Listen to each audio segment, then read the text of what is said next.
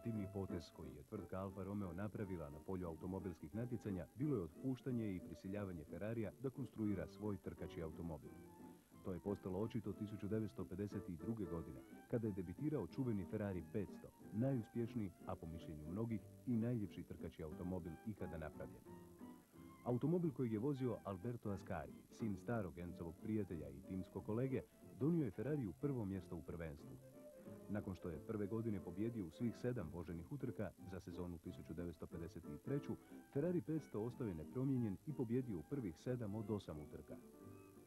Za auto koji je ravno s crtačih dasaka sišao na stazu i pobjedio u svojih prvih 14 utrka, to je uspjeh bez presedana i nikada više nije ponovljen. Jedna od tih crtačih dasaka pripadala inženjeru Aureliju Lamprediju, koji je u trenutku inspiracije konstruirao legendarni 12-cilindrični motor za samo jedan dan. Kasnije je zabilježeno da mu je Ferrari osobno donosio sendviče, kako rad ne bi prekidao ni za trenutak. Simbioza modela 500 i Alberta Ascarija donijela je Ferrariju drugu uzastopnu krunu. Krajem 1953. Alfa je bila blijedo sjećanje, a Ferrari novo mjerilo u auto utrkama.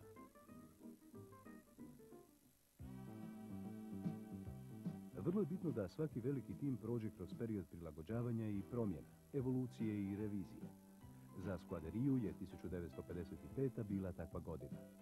Te sezone tvrtka vozila godinu dana star model 625, modificiran samo većim kočnicama, istodobno radeći s novom generacijom vozača.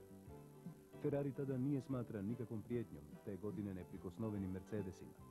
Moćni Mercedes osvojio je titulu godinu ranije. Glatki srebrni bolidi, obično predvođeni Stirlingom Mossom i Juan Manuel Fangom, bili su neuhvatljivi u svim trkama 1955. osim jedne zamjetne iznimke.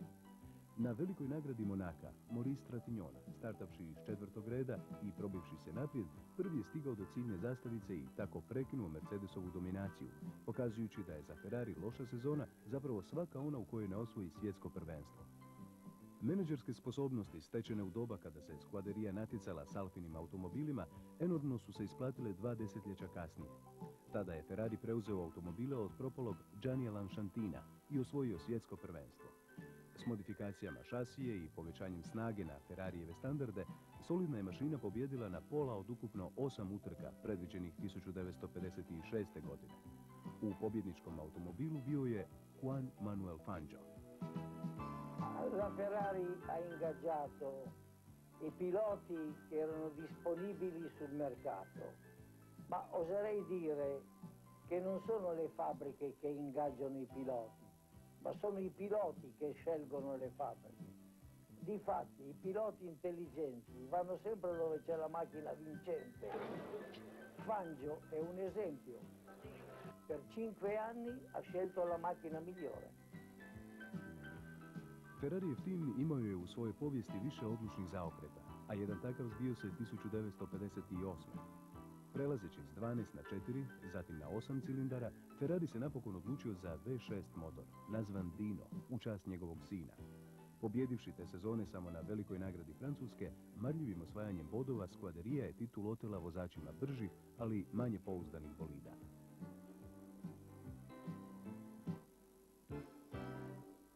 1959. godine zbila se u Formuli 1 velika novost. Britanski su konstruktori predstavili automobile s motorom smještenim odozada. Ipak, pobjeda Tonija Brooksa u Berlinu te godine dokazala je da Ferrari još uvijek ima najbolje strojeve i ljudstvo, dok je odozada smješteni motor samo ukazivao put u budućnost. Stavi motor iza sebe i prvenstvo je pred tobom, govorili su Englezi. Ferrari je na to odgovarao da konji vuku kočiju, a ne guraju. Trebalo mu je 2 godine da se konačno odluči na novu koncepciju. Phil Hill dokazao je 1961. godine, kao prvi Amerikanac koji je osvojio naslov prvaka, da Ferrarijevi konji mogu podjednako dobro i gurati automobile. Enzovi automobili pobjedili su te sezone na 5 od ukupno 8 utrka.